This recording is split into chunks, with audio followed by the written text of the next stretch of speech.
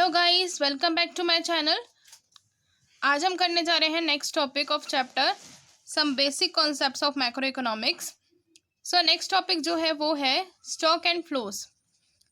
Stock क्या होता है? स्टॉक एक ऐसी क्वांटिटी होती है जिसको आप एक पर्टिकुलर पॉइंट ऑफ टाइम पर मेजर करते हैं। A stock is a quantity measured at a particular point of time. For example, on January 1st, 2020, there may be 20,000 in your bank account. 20,000 rupees bank account में है, तो आपने एक time पर क्या किया, पर्टिकुलर पॉइंट ऑफ टाइम पर इसको मेजर किया कि कितना पैसा आपके बैंक अकाउंट में है, तो ये क्या हुआ, स्टॉक हुआ। ऑन जनवरी 10, 2020 आपने फिर से चेक करा बैंक अकाउंट अपना, तो आपका कितना निकला बैलेंस, 25,000। तो ये जो आपने चेक करते हैं, ये क्या करते हो, एक पर्टिकुलर पॉइंट ऑफ टाइम पर चेक करते हो, बार बार इसको मेजर नहीं किया जाता, एक स्पेसिफिक टाइम पर मेजर किया जाता है। अब इसके हम सिंपल एग्जांपल्स लें तो कैपिटल हो गया या क्वांटिटी ऑफ मनी हो गया, ये एग्जांपल्स होते हैं स्टॉक वेरिएबल्स के। नेक्स्ट आता है अब फ्लोज। फ्लो एक वो क्वांटिटी होती है जिसको आप स्पेसिफिक पीरियड ऑफ टाइम पर मेजर करते हैं, यानी उसको बार बार मेजर किया जा सकता है, पर यूनिट ऑफ टाइम पीरियड पर मेजर कर सकते हो। इसके एग्जाम्पल हैं, you may be getting ₹1500 per month as pocket alliance. आपको 1500 रुपये हर महीने पॉकेट मनी मिल रही है, तो आप उसको क्या कर सकते हैं, हर महीने आप उसको मेजर कर रहे हैं। तो यहाँ पर फ्लो में क्या होता है कि आप एक पर्टिकुलर टाइम पर मेजर नहीं करते। अब जब स्टॉक में जब आप स्टॉक को मेजर करेंगे तो 6 महीने बाद, 3 महीने बाद, इस तरह से मेजर करते हैं। लेकिन यहाँ पर जो मेजर किया जाता है वो एक पीरियड ऑफ टाइम के बाद मेजर करते हैं। You may be spending ₹50 every day in the canteen. Canteen में आप 50 रुपये डेली खर्च करते हैं, तो यहाँ पे डे बाय डे का मेजर किया जा रहा है। यहाँ पे हर महीने का मेजर किया गया था और यहाँ पर हर दिन का मेजर किया गया है। लेकिन यहाँ पर जो आप अपनी कैपिटल या क्वांटिटी ऑफ मनी को मेजर करेंगे तो वो कुछ टाइम बाद करेंगे। जैसे यहाँ पे जनवरी 1 को मेजर किया गया था, उसके बाद डायरेक्ट जनवरी 10 को मेजर किया गया है, ठीक है। अब उसके बाद इनको पर यूनिट ऑफ टाइम पीरियड में मेजर किया जाता है, like an hour, a day, a month, an year, etcetera. इसके मेन एग्जांपल्स हैं income, expenditure, production, consumption and interest are notable examples of flow variables. अब डिफरेंस आ जाता है स्टॉक और फ्लोज में। तो पहला डिफरेंस ये है, stock refers to the value of variable at a point of time. एक पॉइंट ऑफ टाइम पर आप उसकी वैल्यू को मेजर करते हैं, लेकिन फ्लो में क्या होता है, during a period of time उसको मेजर किया जाता है। उसके बाद सेकेंड है, स्टॉक जो है not time dimensional. Time dimensional नहीं है क्योंकि एक स्पेसिफिक पॉइंट ऑफ टाइम पर ही मेजर किया जाएगा। लेकिन जो फ्लो है वो टाइम डायमेंशनल है, इसको per hour, per month, per year इस तरह से मेजर किया जाता है।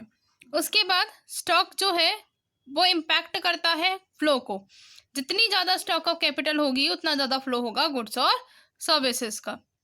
फिर है फ्लो जो है स्टॉक को इम्पैक्ट करता है, जितना ज़्यादा फ्लो होगा इनकम का उतना ही ज़्यादा स्टॉक होगा वेल्थ का पीपल के पास। अब इसका एक और एग्जांपल लेते हैं स्टॉक और फ्लोज का। मान लीजिए आपके पास जो राइस है आपके गोडाउन में पड़े हैं, ठीक है, आपने उनको मेजर करा एक पर्टिकुलर पॉइंट ऑफ टाइम पर, तो वो क्या हुआ, स्टॉक हो गया। लेकिन फ्लो कब होगा, जब हम उस गोडाउन से निकाल कर राइस को सेल करेंगे तो उसको क्या हो गया, वो फ्लो हो गया, ठीक है। उसके बाद आता है next, factors of the economy. अब यहाँ पर मेनली 4 फैक्टर्स होते हैं इकोनॉमी में, house hold sector, producer sector, government sector and the external sector, जो कि हम कह सकते हैं the rest of the world. अब हम इनको डिटेल में पढ़ते हैं। हाउस होल्ड सेक्टर में जो कंज्यूमर्स होते हैं उनको इंक्लूड किया जाता है, उनकी गुड्स एंड सर्विसेज को इंक्लूड किया जाता है। हाउस होल्ड जो हैं वो ओनर्स होते हैं factors of production. Factors of production कौन से हो गए, land, labour, capital and entrepreneur. ये जो भी फैक्टर्स ऑफ प्रोडक्शन होती हैं इनके ओनर्स होते हैं household. So it includes consumer of goods and services. Household are also the owners of the factors of production. Next आता है प्रोड्यूसर सेक्टर। प्रोड्यूसर सेक्टर वो सेक्टर होता है जो कि गुड्स को प्रोड्यूस करता है, सर्विसेज को प्रोड्यूस करता है। इट इंक्लूड्स और प्रोड्यूसिंग यूनिट्स या हम कह सकते हैं firms in the economy for the production of goods and services.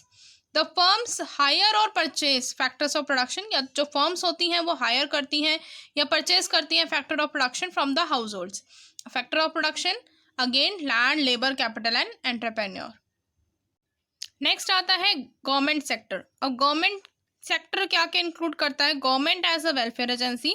Government दो तरह से काम करती है इकोनॉमी में, वेलफेयर एजेंसी की तरह से और प्रोड्यूसर की तरह से। Government as a welfare agency performs such welfare functions as law and order and defence. Welfare functions को परफॉर्म करती है अकॉर्डिंग टू द लॉ और ऑर्डर। अब एज अ प्रोड्यूसर तो गवर्नमेंट क्या करेगी? कोई ना कोई गुड प्रोड्यूस करेगी। गवर्नमेंट मोस्टली क्या गुड्स प्रोड्यूस करती है? डिफेंस के गुड्स को प्रोड्यूस करती है। फिर नेक्स्ट आता है the external sector, also called the rest of the world sector. इसको हम कह सकते हैं जो भी बाकी बचा उसको हम क्या कहेंगे? World, rest of the world. अब यहाँ पर बहुत सारी एक्टिविटीज इंक्लूड की जाती हैं जो कि एक्सपोर्ट या इम्पोर्ट ऑफ गुड्स से रिलेटेड होती हैं। यहाँ पे जो भी फ्लो होता है कैपिटल का वो डोमेस्टिक इकोनॉमी और रेस्ट ऑफ द वर्ल्ड के बीच में होता है। उसके बाद नेक्स्ट आता है इंटरसेक्टोरियल flows. Each sector of the economy depends on the other in one way or the other. This is called intersectorial interdependence. अब यहाँ पर क्या बोला है कि हर एक सेक्टर जो होता है इकोनॉमी का वो किसी ना किसी चीज़ पर डिपेंड होता है, किसी ना किसी तरह से दूसरे पर्सन पर डिपेंड होता है। ठीक है। अब यहाँ पर जब एक दूसरा पर्सन किसी दूसरे पर्सन पर डिपेंड है तो इनको हम कहेंगे इंटरसेक्टोरियल फ्लोस। अब यहाँ पर मान लीजिए कि एक हाउस होल्ड है, ठीक है। अब यहाँ पर एग्जांपल दे रखे हैं, इसी से समझ में आ जाएगा। जो हाउस होल्ड सेक्टर है वो डिपेंड होता है प्रोड्यूसर सेक्टर पे कि वो गुड्स को सप्लाई करे प्रोड्यूसर सेक्टर, तो जो हाउस होल्ड सेक्टर है उनको क्या करे? कंज्यूम करे। अब यहाँ पर प्रोड्यूसर सेक्टर डिपेंड होता है हाउस होल्ड सेक्टर पे। वो इसलिए डिपेंड होता है कि उनको फैक्टर्स ऑफ प्रोडक्शन कहाँ से मिलेगा? हाउस होल्ड सेक्टर से, जिनको हम कह सकते हैं फैक्टर सर्विसेज भी। These are needed for the production के लिए ज़रूरी होती हैं कि जहाँ पर वो प्रोड्यूसर हैं अपना प्रोडक्शन करेंगे। उसके बाद लेबर भी तो प्रोड्यूसर कहाँ से लेगा? हाउस होल्ड सेक्टर वालों से। ठीक है। फिर आता है गवर्नमेंट सेक्टर। गवर्नमेंट सेक्टर जो है प्रोड्यूसर और हाउस होल्ड सेक्टर पर डिपेंड होती है क्योंकि उनको वहाँ से टैक्स रिवेन्यू या नॉन टैक्स रिवेन्यू मिल जाता है। उसके बाद प्रोड्यूसर और हाउस होल्ड जो है डिपेंड होते हैं गवर्नमेंट पर फॉर एडमिनिस्ट्रेटिव सर्विसेज, जो कि लॉ एंड ऑर्डर और डिफेंस से अलग हो। यानी उनको ये रहता है कि जो गवर्नमेंट है वो हमारे वेलफेयर में भी काम करेगी, तो वो वहाँ पर उनके ऊपर डिपेंड होते हैं। तो इनको हम कहते हैं इंटरसेक्टोरियल फ्लोस। इंटरसेक्टोरियल फ्लोस को दो तरह से क्लासिफाई किया गया है। पहला आता है रियल फ्लोस, दूसरा आता है मनी फ्लोस। रियल फ्लो वो फ्लो होता है जहाँ पर गुड्स और सर्विसेज का फ्लो होता है among different sectors of the economy. अब गुड्स एंड सर्विसेज का फ्लो होने का मतलब है कि यहाँ पर सिर्फ गुड्स और सर्विसेज का ही फ्लो होगा, यहाँ पर मनी से रिलेटेड कोई भी ट्रांजैक्शंस नहीं होंगी। सो इसको हम क्या कह सकते हैं? इसका अगर हम एग्जांपल लें तो हम कह सकते हैं बार्टर सिस्टम चल सकता है यहाँ पे, क्योंकि यहाँ पे सिर्फ और सिर्फ गुड्स एंड सर्विसेज का फ्लो हो रहा है, मनी का कोई भी फ्लो नहीं है। अब यहाँ पर flow of factor services from household sector to the producer sector or the flow of goods and services from the producer sector to the household sector are examples of real flows। अब इसको समझाने के लिए मैंने diagram बनाया हुआ है। इस डायग्राम को देखिए, हाउस होल्ड सेक्टर है यहाँ पर और यहाँ पर प्रोड्यूसर सेक्टर है। हाउस होल्ड सेक्टर ने प्रोड्यूसर सेक्टर को या प्रोड्यूसर फर्म्स को फैक्टर सर्विसेज प्रोवाइड की। कौन कौन सी factor services? Land, labour, capital and entrepreneurship household के द्वारा रेंडर की गई। अब इसके बदले में प्रोड्यूसर क्या करता है? उनको जो भी गुड्स हैं वो प्रोड्यूस करेगा और सोल्ड किए जाएंगे इन फर्म्स के द्वारा, जो कि बाद में कौन कंज्यूम करेगा? हाउस होल्ड सेक्टर कंज्यूम करेगा। तो यहाँ पर यही बोला गया है, फैक्टर सर्विसेज का फ्लो होगा हाउस होल्ड सेक्टर से लेके प्रोड्यूसर सेक्टर तक। Factor services the house hold sector ने प्रोड्यूसर सेक्टर को, अगेन प्रोड्यूसर सेक्टर ने क्या किया? इन फैक्टर सर्विसेज का यूज़ कर गुड्स प्रोड्यूस किए और उनको सेल किया। सेल किया तो किसने ले लिया? हाउस होल्ड सेक्टर ने। तो यहाँ पर और के बाद the flow of goods and services from the producer sector to the household sector. ये जो डायग्राम बन रखा है इसी को ही इस पैराग्राफ में लिख रखा है। नेक्स्ट आता है मनी फ्लोस। मनी फ्लोज का मतलब होता है कि एक तरीके से रेसिप्रोकल है रियल फ्लोज का, जब यहाँ पर मनी का यूज़ किया जाएगा as a medium of exchange. Money flow refers to the flow of money across different sectors of the economy. Money flow में हम मनी का एक जो है फ्लो कराते हैं अलग अलग सेक्टर्स में इकोनॉमी के, लेकिन रियल फ्लो में कौन सा फ्लो होता है? गुड्स एंड सर्विसेज का। ठीक है, अब यहाँ पर flow of factor payments by the producer sector to the household sector and the flow of money from the household sector to the producer sector on account of purchase of goods and services for consumption are the examples of money flows. अब इसको भी diagram के help से समझते हैं। अब क्या किया, हाउस होल्ड सेक्टर ने expenditure on purchase of goods पर लगाया। पहले तो इसने क्या किया, हाउस होल्ड सेक्टर ने पहले क्या दी थी रियल फ्लो में, उनको फैक्टर सर्विसेज दी थी। अब इन्होंने प्रोड्यूसर ने क्या किया, फैक्टर सर्विसेज की पेमेंट करी। अब इनकी जब पेमेंट इनको मिली हाउस होल्ड सेक्टर को, तो उन्होंने क्या किया, वो पैसा कहाँ खर्च किया, एक्सपेंडिचर पे, गुड्स को परचेज किया। ठीक है, तो यही बात यहाँ पर बोल रखी है। अब इसके बाद हम नेक्स्ट करते हैं। नेक्स्ट आता है सर्कुलर फ्लो ऑफ मनी और income. Flow of money from producers to households for the purchase of factor services is a continuous process. Money का फ्लो हो रहा है प्रोड्यूसर से लेकर हाउस होल्ड तक। प्रोड्यूसर क्या कर रहे हैं, फैक्टर सर्विसेज की पेमेंट कर रहे हैं, तो वो भी कंटिन्यूस प्रोसेस है। लाइकवाइज जो फ्लो होता है मनी का from household to producer, कि गुड्स और सर्विसेज को जो है हाउस होल्ड परचेज कर रहे हैं प्रोड्यूसर से, तो ये भी कंटिन्यूस प्रोसेस है।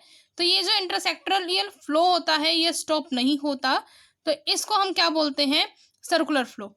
इट नेवर स्टॉप्स बिकॉज, ये इसलिए स्टॉप नहीं होता क्योंकि प्रोसेस ऑफ कंजप्शन स्टॉप नहीं किया जा सकता, ना ही प्रोसेस ऑफ प्रोडक्शन को स्टॉप किया जा सकता है। अब इसका भी एक बार डायग्राम देख लेते हैं। आपने क्या करना है, सिंपली जो डायग्राम आपने रियल फ्लो में बनाया था पहले वो बना दो। ठीक है, household sector, producer sector और फर्म्स लिख दिया। उसके बाद फैक्टर सर्विसेज दी। यहाँ पर फैक्टर सर्विसेज कौन सी हो गई, लैंड, लेबर, कैपिटल, एंटरप्रेन्योर। ठीक है, अब यहाँ पर फैक्टर सर्विसेज दी। उसके बाद हाउस होल्ड ने तो क्या दिया, फैक्टर सर्विसेज को दिया। फिर प्रोड्यूसर ने उसके बदले में क्या दिया था रियल फ्लो में, गुड्स प्रोड्यूस किए और सेल किए थे, तो हाउस होल्ड को क्या मिल गए, गुड्स मिल गए। ठीक है, अब उसके बाद आपने मनी फ्लो का बना देना है। इसी में ही मनी फ्लो में क्या हुआ कि जो एक्सपेंडिचर है परचेज ऑफ गुड्स पर हाउस होल्ड ने किया और प्रोड्यूसर ने क्या किया, फैक्टर सर्विसेज या फैक्टर पेमेंट्स जो हैं उनको कर दिया। जो भी अगर प्रोड्यूसर ने उनकी लैंड ली होगी, लेबर लिया होगा, कैपिटल लिया होगा, तो उनको उसकी पेमेंट हाउस होल्ड को प्रोड्यूसर ने कर दी। ठीक है, ये जब दोनों एक साथ मिलकर हम डायग्राम को बनाएंगे तो इसको हम कहेंगे सर्कुलर फ्लो, कि पहले गुड्स का पहले फैक्टर सर्विसेज दी गई, उसके बाद गुड्स का प्रोडक्शन हुआ, प्रोडक्शन के बाद हाउस होल्ड ने परचेज किया, एक्सपेंडिचर लगाया और प्रोड्यूसर ने उस फैक्टर सर्विसेज की पेमेंट करी। ठीक है, अब लास्ट टॉपिक आता है इस चैप्टर का कि सिग्निफिकेंस क्या है सर्कुलर फ्लो मॉडल की, यानी importance.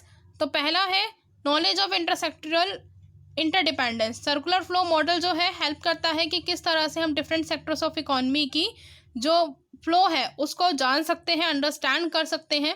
So we learn how consumers are dependent on producers. इससे हमें ये पता चला कि कंज्यूमर्स कैसे डिपेंड हैं प्रोड्यूसर पर और प्रोड्यूसर कैसे डिपेंड हैं कंज्यूमर पर, एंड वाइज वर्सा। ठीक है, उसके बाद estimation of national income. Circular flow model जो है इम्पॉर्टेंट होता है, जिसकी मदद से जो नेशनल इनकम है उसका एस्टिमेशन किया जाता है। एग्जाम्पल है national income is the sum total of factor incomes. अब इसको ध्यान से देखना, जो भी फैक्टर सर्विसेज प्रोवाइड कराई गई थी हाउस होल्ड्स के द्वारा, कौन कौन सी फैक्टर सर्विसेज प्रोवाइड कराई थी हाउस होल्ड ने, लैंड, लेबर, कैपिटल, एंटरप्रेन्योर।